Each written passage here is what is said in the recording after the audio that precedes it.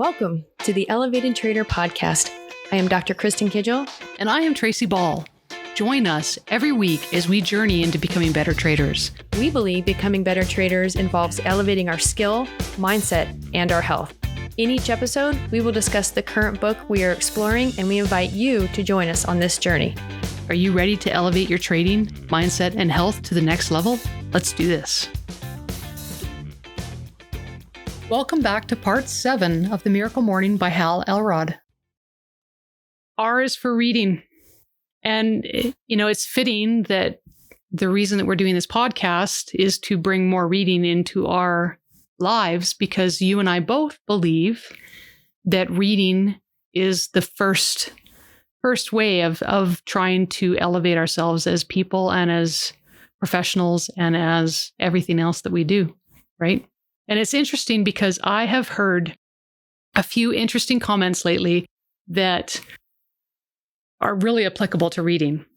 And number one, I heard Jeremy Newsom say this in one of his interviews with somebody else, but he said, wealthy people hide their secrets in places that poor people will never look. And that's books. Oh, that's right. I did hear him say that. Yeah. I had never heard that before. I don't know if that's his quote or he heard that, but it was good. I have no idea, because both of them said books at the same time, which I thought was really, really cool. And it's so true. This Mark Twain quote in this book, I had never heard it before. A person who won't read has no advantage over one who can't read. One of the things I want to read down the road is there's no such thing as talent. But one of the things that comes up a lot is the whole natural ability and effort, right? And it's the same thing. You're talking about somebody that chooses not to read versus somebody that can't read. There's no difference between that. And it's no different than somebody that has quote unquote talent, but doesn't put any effort into it is the same as they have no advantage. They're no better than somebody that has no talent or no skill. Well, then the next quote right underneath it will irritate a few people. And what is that? It says, reading is to the mind what exercise is to the body, and prayer is to the soul. We become the books we read. And I think that's very interesting, because how many people are reading stuff maybe they shouldn't for their mindset, for their body. Like, really, is the type of reading helping your body, helping your mind, helping your soul?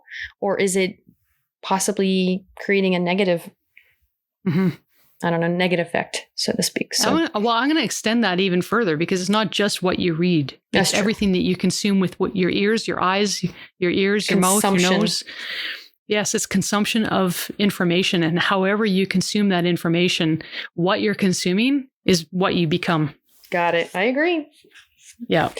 Yeah, we just went down that whole social media riff today, didn't we? We did. Okay. I appreciated that he gave us a couple other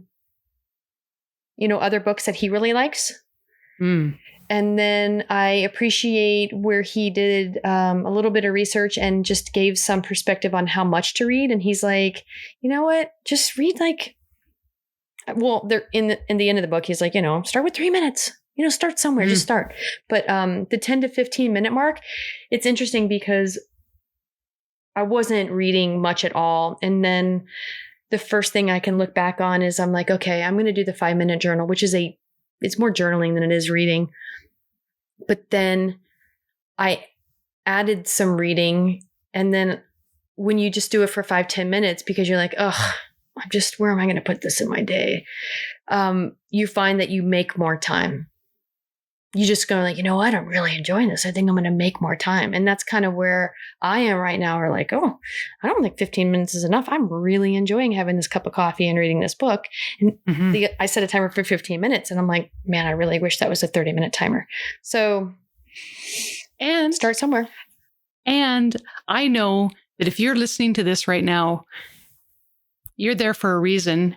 You're reading along with us, hopefully, which is encouraging. And I love reading right now because I have an end goal, which is to have a great, awesome discussion with you. Yeah. So it's just driving me. Like, I can't wait to read. I still need to figure out where I'm going to put it into, and I need the content to be good, because otherwise I fall asleep. But hey, it's got to be engaging. But I'm loving it because there's purpose. There's a reason. I know why. There's that big word again, why. I know why I'm doing it, and I love it. So, and I think it's interesting that this came up, I believe it was just Sunday, but I just happen to think, you know what, while I'm doing this walk and run, I can't read, but I can listen to the audiobook. And that was kind of cool. And then I got home, I think it was the next day, I was like, I wonder if I can read faster if I listen to the audiobook, you know, at 1.25 or 1.5, which I listened up everything fast anyways. I already do that. So my brain's already able to keep up with it in an audio setting. So it was so cool to do both at the same time. Yeah. And then you're like, you know, at this point I had the actual book in my hand. So then you can like stop it and pause it and like mark, and then you can move forward. But I think my next new challenge is going to be having the Kindle book and pausing it and following along. And yeah, so, you know, adapting to the different settings. But I feel like I'll read the chapter and then I'll go for a run or something and I'll listen to the chapter and then I'll get more out of it sometimes. And then I'll go back and then I'm reading it again because I know we have to get on the mic. And I'm like, okay, I just need to refresh my mind. And I'm like, this is crazy pants how much I'm reading right now. That's good. I think we got this one nailed. I really do. So that leads us into the last saver, which is S for lifesavers, and it is for scribing. Now, I struggled with this one too, because this is really journaling, right? Mm-hmm. And not necessarily, but yes. Yeah, to some degree, you're getting your thoughts out on paper. And that's how I've always taken it, is journaling. And I've always failed at journaling. And the reason that I've always failed at journaling is because I've always looked at it as a way of exerting my problems, of spewing my problems onto a piece of paper. So I would journal when things are really bad and then not journal when things are really good, and not really taking into gratitude or anything like that. It was very unfocused. There was really no purpose to it. It turned into more of a gossip session, and it would actually and when I say gossip session, because I don't believe in gossip and I don't partake in gossip with other people, but it's a gossip session with myself. Okay. Yeah. I mean, I knew that, but I'm glad you explained that. Yeah. And that adds poison. It keeps you in that place of negativity. It keeps you in that place of feeling sorry for yourself. It keeps you in that place of not moving through it. So it was very unfocused. I didn't find value in it, so I never did it. Reminds me of going to a counselor where all they do is talk about your past. Interesting. Yeah. Well, not all therapists do that, right? Yeah. Yeah. But I think therapy is that and has been that a lot in the past. So that they say journaling should be a kind of a therapy, right? And here you were digging up and just regurgitating. Thank you. Regurgitating your past. And you're like, ugh. When did you hit that? You just realized that with reading this book? It's been in the last week or two. Yeah. And the reality is that you need to revisit your past. I think you need to revisit your past, but without having focus on why, the reasons that you're looking into your past just keeps you there. Yeah. You need to understand why you're looking at that past. So if you want to look at therapy, for example, you know, it's important to know where some of these things may have come from so that you can address them. But you need to take the next step, which is actually addressing them and then moving forward and dealing with it. Yeah. So I'm sorry. Yeah. I know I interrupted you. I was just thinking that it wasn't for this book. It was another book where we were talking about, okay, you identified the subconscious beliefs. Yeah. Because they came from your childhood, but that you went back and analyzed. Mm-hmm. Exactly. So you need to do something with it. And if you don't, and that's the problem. My approach to journaling was revisiting, but never leaving. Revisiting, but never doing anything with it, never learning from it. Right? When you revisit and just keep regurgitating, as you said, there's no growth. Ruminating. Yeah. Yeah. So now it's been a light bulb for me. Now it's an approach to focus. Mm-hmm. There's a specific. So I've started 2 different things. I picked up the 5-minute journal. Love. Okay. Love. And the reason that I picked that is because it's mostly guided gratitude.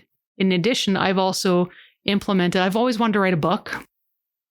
So I'm taking that time. That's my focus. It's so awesome to see you. Yeah, it's so awesome to see you excited about it. It's thrilling. It's all about, I mean, all of these things, the affirmations, the journaling, the figuring out how to do it correctly, right? Not having somebody tell you how to do it. They tell you to do it, but no one tells you how and the why, right? So it's, at least no one told me. So I had to kind of figure that out. I stumbled across it, accidentally put 2 and 2 together, and I've got it. And yes, that's exhilarating. That's freeing. Yeah. That's like, yay, I can finally get there. Yeah. And at the same time, you're making it your own. Oh, yeah, absolutely. So I was already doing the 5-minute journal, and I found extreme value in it. And how I found value in it is by like going, ooh, something's off. And then I was like, you haven't done your journal. You haven't done the 5-minute journal in like, I don't know, a week or 2. And so I went back to it.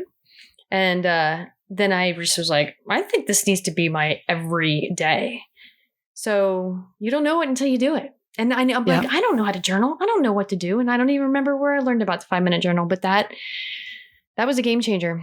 And I have given them out, and people were getting them for gifts. And I always think, how many people do them? They don't do them. I can't tell you how many of those I've given out to my family and my friends, and they don't do them. Yeah. It's funny because in that same interview that I was listening to with Jeremy Newsom, and I think it was with Carlos Reyes, they talked about, a certain percentage of people will go out and buy the book. Another very smaller percentage will go out and read the book. And then an even smaller percentage will actually do something with the information that they read in that book.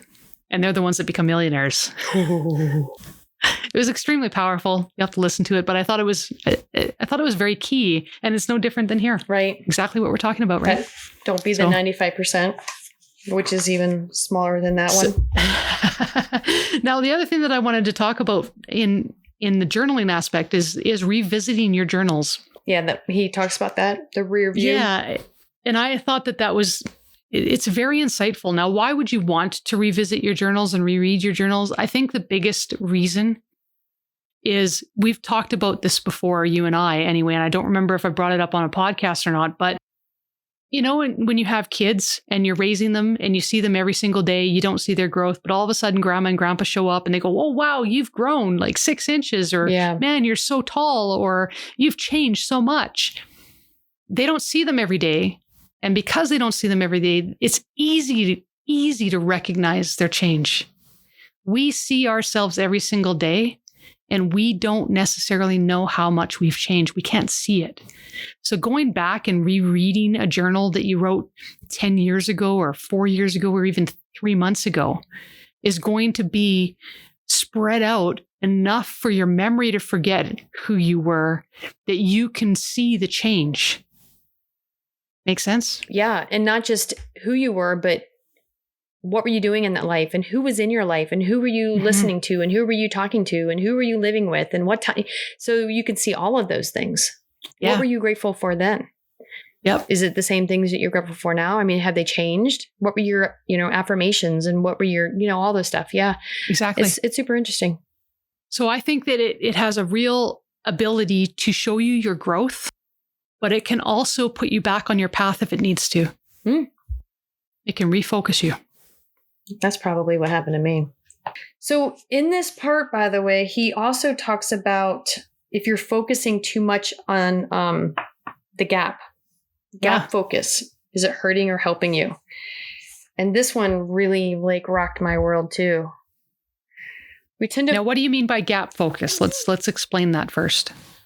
We tend to focus on the gaps between where we are in life and where we want to be, between what we've accomplished and what we could have or want to accomplish, and the gap between who we are and our idealistic vision of the person we believe we should be. So the problem with this is that constant gap focusing can be detrimental to our confidence and self-image, causing us to feel like we don't have enough, haven't accomplished enough, and that we're simply not good enough, or at least not as good as we should be. This is me. If anything in this book really was written for me, and the biggest aha moment was, oh my God, I really live the majority of my days, especially my weeks, in a gap focus. So that's got to change. Like, oh yeah, wait, right now. You stay in the gap because you're either focused too much on the future and not achieving it, and therefore you feel like you're a failure, or you're focused too much in the past, in which point it's limiting you and it's not allowing you to move forward. You have to be able to recognize both the future and the past, but acknowledge where you are now. Know that where you are now, you're not there yet, but that's okay. Look how far I've come. And that's the real important part. We don't sit and look at the now. We just look at this is where I was, therefore that's what I'm going to be. And we look at the other side of the gap and say, we can't get there. We're not there. So therefore we can't. And we go back to the past saying, that's where we are because that's who we are. We'll never get to the other side. We don't acknowledge that we're in the middle. Or present. Or yeah, we don't acknowledge where we are right now, which is in that transition from one side to the other across that gap. We don't even see the bridge. The only word that keeps coming to my mind is being present with the moment, being present. And then what do you need to do today to become the person you want to become? Period. That is being present. Visualize yourself actually transitioning across that gap. High five right here. Air high five. Boom. There you go. Each step that you take, are you stepping towards the person that you want to become, or are you stepping back to the person you were? Okay, so let me read this last bit. The highest achievers, those who are balanced and focused on achieving level 10 success in nearly every areas of their lives, are exceedingly grateful for what they have. I'm pretty sure you have to be present for that. Regularly acknowledging themselves for what they have accomplished, which I never do, and are always at peace with where they are in their lives. Yeah, it's time for me to add that. I need to add the regularly acknowledging themselves for what they've accomplished. I can't even remember the last time I did that. Let's end this show with one final thought, and that is that everything is difficult before it's easy. Thank you for joining us today. For more information about the show, as well as our list of current reads, check us out at www.theelevatedtrader.com. Remember to subscribe and share if you found value in today's episode. See you next week.